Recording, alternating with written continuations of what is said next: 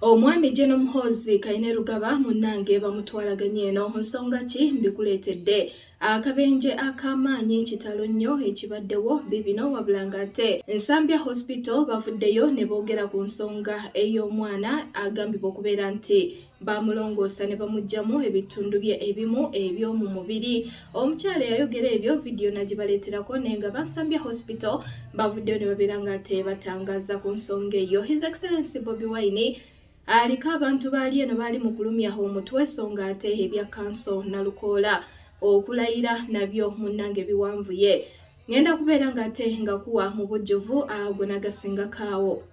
Ku SC News UG kwoli kansuubire nti muli bulungi mujebaleko gyonna gye mukwasaganya eyo atanaba ku subscribinga ka notification bell okateekeko videos zino obeere ng'ate ozifunira mu budde. Sheikh Ashrafu musomi wa dduwa mukubireko ku namba ye ey'essimu weri awo ku screen yo. Obulamu ajja kubeera ng'ate yabukuteerereza n'edduwa. Katutandikire ku side wano nkutandise n'omukyala Judith Hadi kwosa ne Ssenga Acid munnange oluvannyuma lw'omwana omuwala ahumuza okubeera ng'ate afiira mu bbaala erya Mezzo. Judith Hadi yavuddeyo n'abeera ng'ate awandiika olukalala lw'ebigambo wali eri ku mukutu ogwa X n'abeera ng'ate ategeeza nti munnange Mukama Katonda yeebale nnyo okubeera nti yamuwonya okukuba ekibaala. Mukama yeebale nnyo okumuwonya okubeera nti yali akyamye ng'akutte ekkubo ekyamu eritali ddungi yadde naye mbu Katonda n'amuwonya era y'ensonga lwaki tasobola kulekerawo okubeera ng'ate amwebaza. Kakati Ssenga Acid waaviiriddeyo n'abeera ng'ate amugamba nti munnange nno omukyala Judith Hadi ninayo ekibuuzo kyange kimu gy'oli.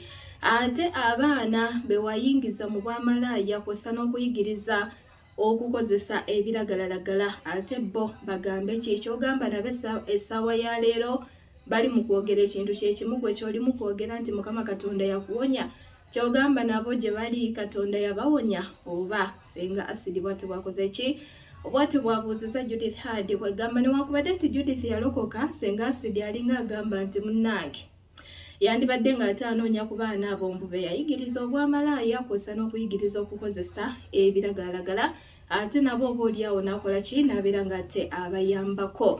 Ku sayidi wano omuyimbi Vairota okuvayo n'abeera nga atulaga sayidi gy'aliko nti ye munnange munnakibiina kya NRM ekitali kibi kubanga buli omu waddembe okuwagira ekibiina ky'ayagala naye Omalo Kisekka atabuse vidiyo yino ate tweyongereyo.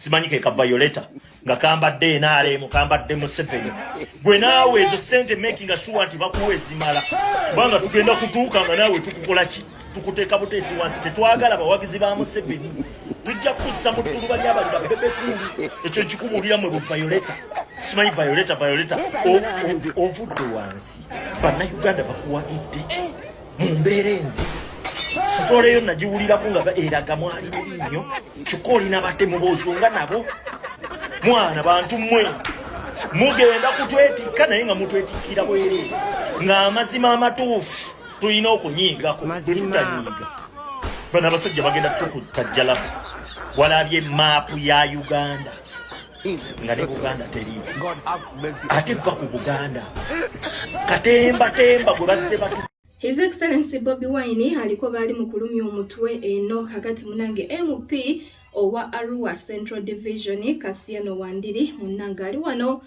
alina byagamba video yino ate n'oluvannyuma tweyongereyo. The Honorable Chagulani joined me on a Sunday evening in a rally in Invaradri. But I want to tell this without any fear of a contradiction. The Honorable Chagulani did not come to Arua originally to support me. The Honorable Chagulani had come to support Robert Ejiku. I am saying this. I'm saying this on international media. He was even facilitated to come through money which was given through Caleb Alaka. 6 million for his fuel. But because some of his members had come here ahead and they had seen the ground, they had seen who was popular and for whom people wanted their vote to go to. He quickly came and he changed his mind. He joined me and I welcomed him.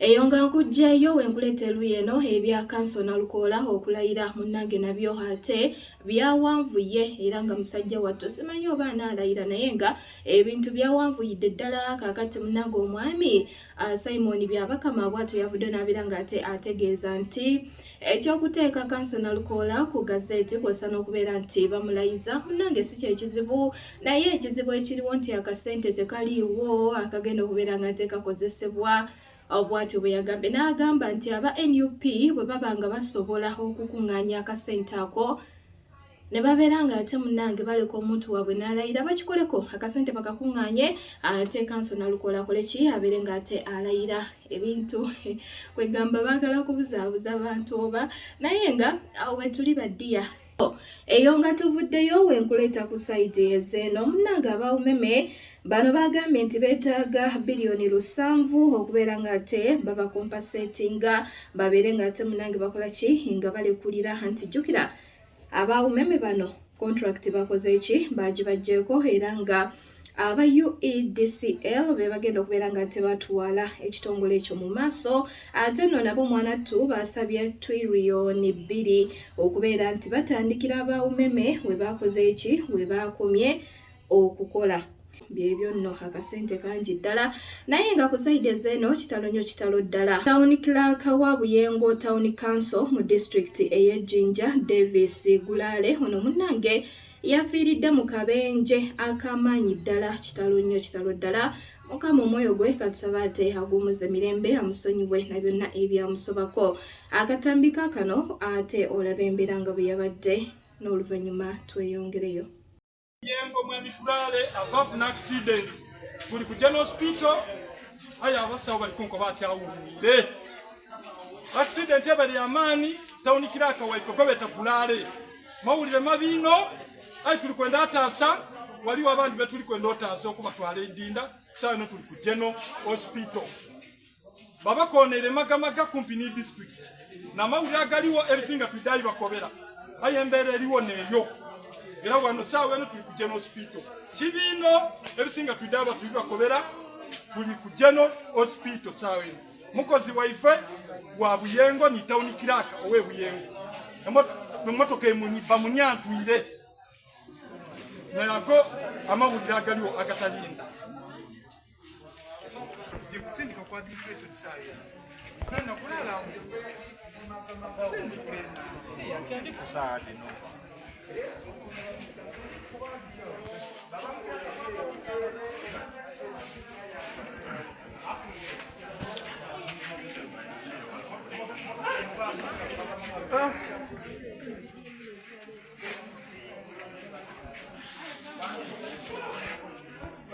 Eluyi wano nga sinaba kubeera nga ate nkutwala ekiri mu ddwaliro ery'Ensambya ate katutandikire ku sayidi ezeeno munnange gye buvuddeko General Muhoozi Kainerugaba bw'atyo yasindika amagye aga UPDF okugenda e South Sudan okubeera nga ate bayambako abeeyo mu lutalo olugenda mu maaso ku sayidi ezeeyo era nga amagye ago twagalaba nga gagenda naye nga omwami ono wano ate ye si musanyufu n'ensonga eyo era nga ye alina kyagamba wano ku nsonga eyo atabukidde General Muhoozi kansooke nkuwa akatambi kano nga amagye ago gatwalibwa e South Sudan ate n'oluvannyuma omwami ono ate naye ng'akola ki nga atabukira General Muhoozi Kainerugaba ku nsonga y'okutwala amagye eyo okubeera nti bafiirayo vidiyo yino ate n'oluvannyuma tweyongereyo.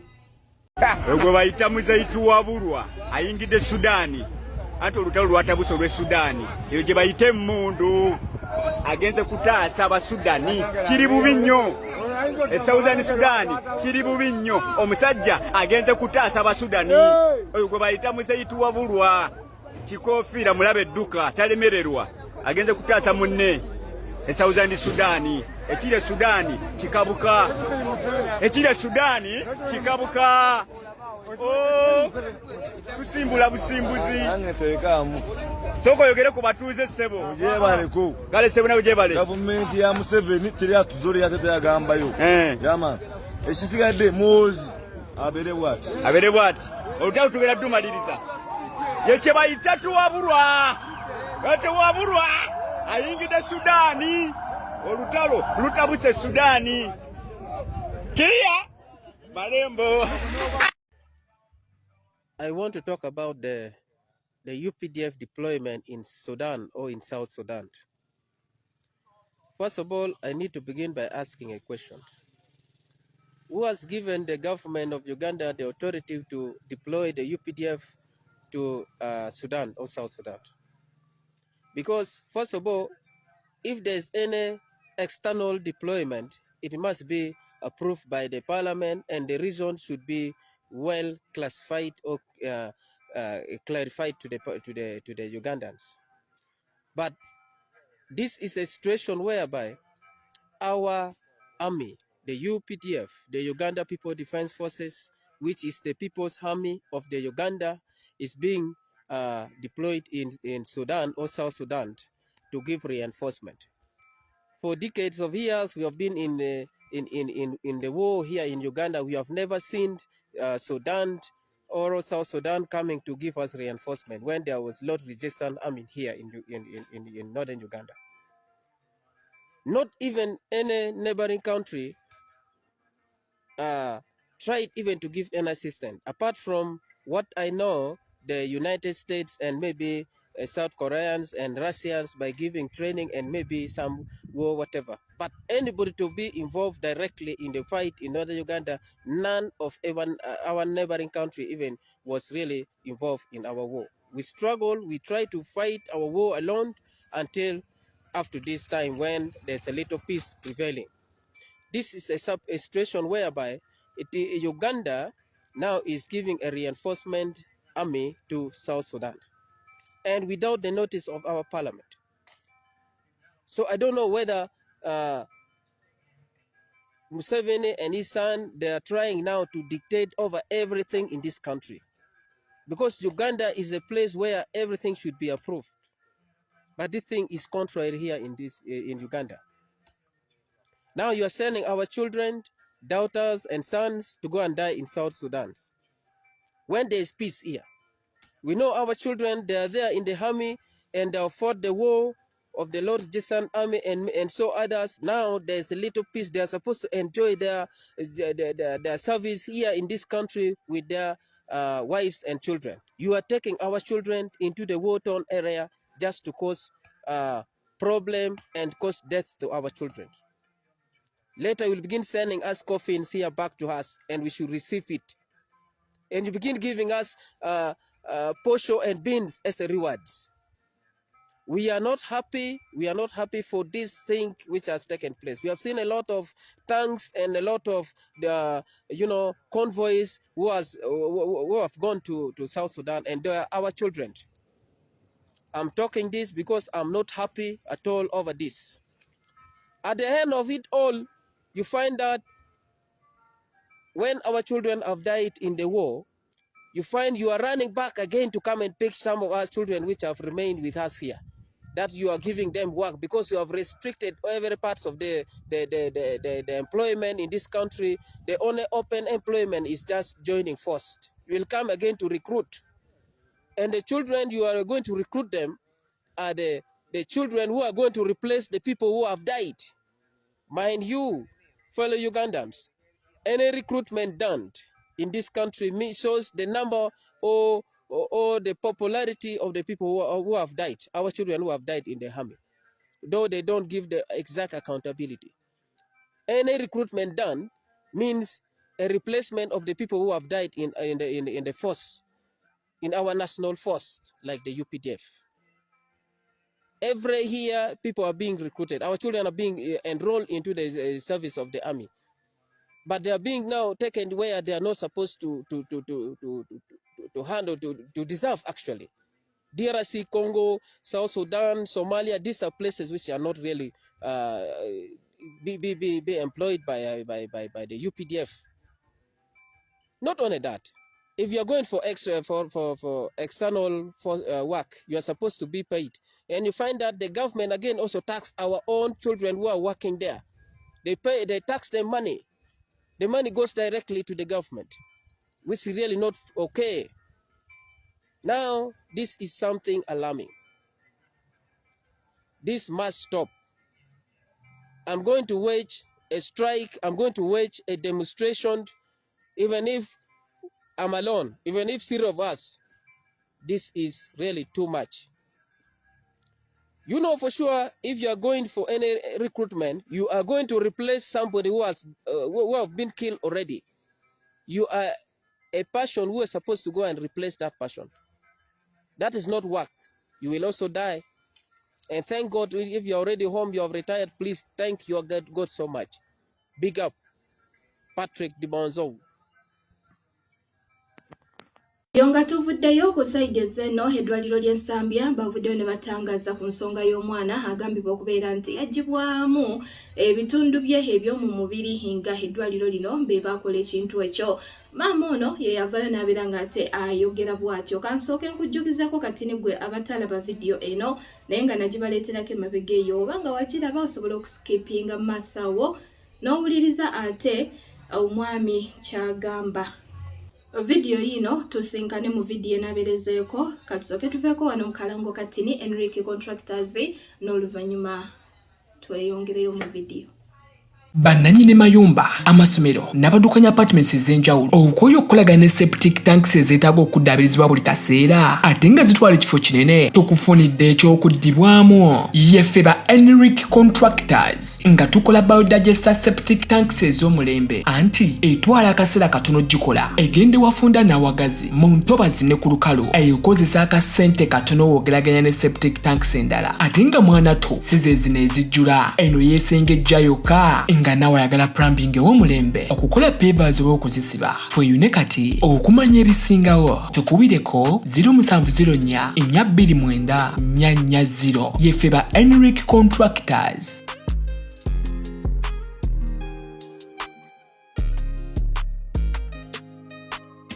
Ewiiki ewedde mwana wa muganda wange yagenda n'afuna obuzibu ng'ali ku ssomero n'alwala omusujja ne bamukomyawo ewaka ne tumutwala ne bamujjanjaba mu kiriniki ne tumutwala ne tumwongerayo ku maluko mu ne bamujjanjaba naye ng'omwana akaaba omutwe gunnuma ku maluko mu ne batulifaayi ng'ogenda okukola sikaani y'omutwe ne tugenda ku St. Francis Hospital okitegeera bwe twatuukawo ne tubawa ssente ne bazikwata mbwangu nnyo mukwata ssente speed miliyoni mu kukolako basowanga nabolovu era tukolako twamala bagamba ntugenda balabisa ku TikTok ng'abafango ni bwe bakola ne balyoka batukolako kyokka jjukira nga ssente twazibawadde dda omwana yajjidde ku lifaalo omwana ali ku emergency omwana ali bubi kati mu process awo mu kwagala otukolako balina empapula ze baaleeta ne bazitusayiningisa nga ku lupapula olumu kuliko okukola sajale sajale gye tutamanya yali yaki kuba by then kyetwali tulinga kyetunatanaba nategeerako nti omwana alina n'ekizibu ku bwongo naye bo ne basooka ne baleeta empapula ne bakusayiningisa simanya authorization letter ngenda giteekawo wane ebbaluwa abaasomako mujja kubitegeera tubitegeera omwana amaze kufa kuba gye baatusindika omwana we yafudde gye yafiiridde fayiro baagitubyeko bwe babadde batuwa mayiti yaffe bagenze otuwa omwana nga baamusala muno bwe bati muno baba baganda mwe bayita batya muno nga baamusala eno nga baamusala n'eno oluvannyuma lw'okukola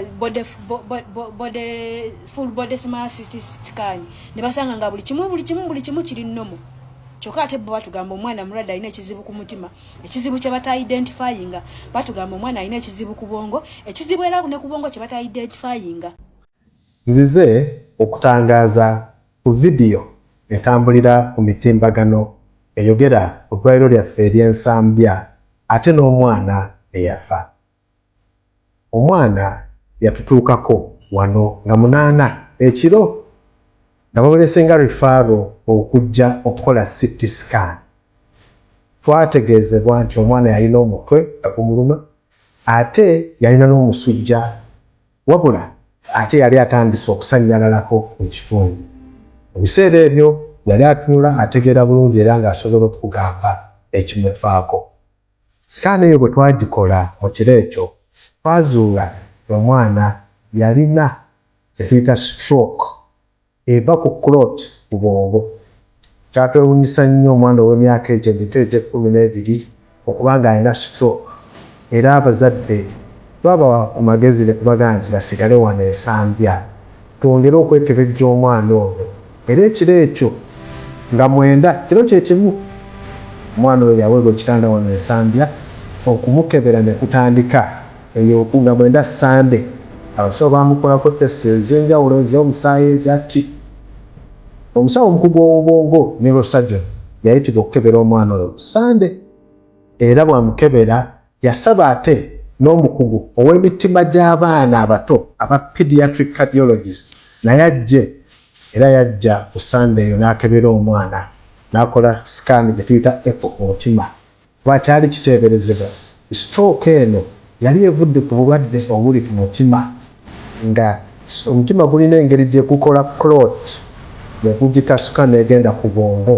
mu kirwadde ekiyitibwa infective endocarditis.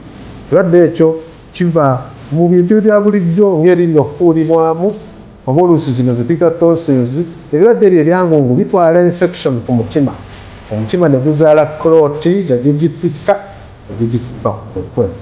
So ekirwadde kyali kinoonyezebwa era bwe twakebera wano Ensambya pediatric cardiologist yakola echo yazuula omwana yalina obubonero obulaga nti obulwadde buno ku mutima bwaliko obuli obuleeta ekirwadde ate ekya stroke ku mutwe. Omusawo ono yakomawo ku Monday twongera okukebera omwana ono era yakuba essimu mu Uganda Heart Institute kuba ate be bakugu mu mitima n'abasaba omwana aweerezebweyo era naffe twabawa ambulance eyatwala omwana ono e Mulago okwongera okukeberebwa ate n'okujjanjabibwa. Omwana yatuuka bulungi e Mulago ng'ali bulungi tugaa nti kale asanyaladdeko oludda ebimuluma naye ng'ategeera. Ab'e Mulago baamujjanjabira ennaku nga 3 era twali tuli awo nga 14 ssaawa zaali 7 aba Heart Institute nga batutuuseeko wano Ensambya baleese omwana batugamba nti bo eby'omutima balabanga basenvuddeko naye ate omutwe gw'omwana guddiridde nnyo kubanga bategeeza nti omwana yali yeesise ate ne consciousness ng'ekendedde kati ate takyategeera bigenda mu maaso. Ssaawa 7 ezo kubanga obukugu bw'obwongo bw'abaana ate buli wano Nsambya era omusawo oyo yayitibwa akebere ku mwana era kye baayogerako kye baagamba aba neuro nti omwana ono yali ate akendedde nnyo mu consciousness nga yeetaaga intensive care. Treatment yatandikibwawo awo mu emergency omwana n'ajjanjabibwa naye twakebera wano mu intensive care yaffe nga tetulina mu kitanda ne tukubira ne ku malwaliro agatwetoolodde nga tunoonya intensive care naye ebisale byali wagguluko ne tuddira ab'e Mulago twagamba tuyambe tufune intensive care omwana obulamu bwe butaasibwe. Wabula baatutegeeza nti omwana oyo bwe tumuweereza mu acute emikisa gye egy'okufuna ekitanda mu intensive care gijja kweyongera. Naffe twali tunnambira olunaku olwo lwe lumu jjukira yatuuse ku ssaawa 7 ssaawa 12 ne tusobola okufuna permission etukkiriza okumwana omuweereza Mulago mu acute bamu receiving ate bamuwe ekitanda mu intensive care. Twabateeka mu ambulance n'atuuka bulungi mu acute era ne tumukwasa abasawo b'e Mulago. Ffe awo we twakoma ng'eddwaliro twakitegedde nga tusinzidde mu vidiyo y'omwana yafa. Kitalo nnyo, kitalo ddala.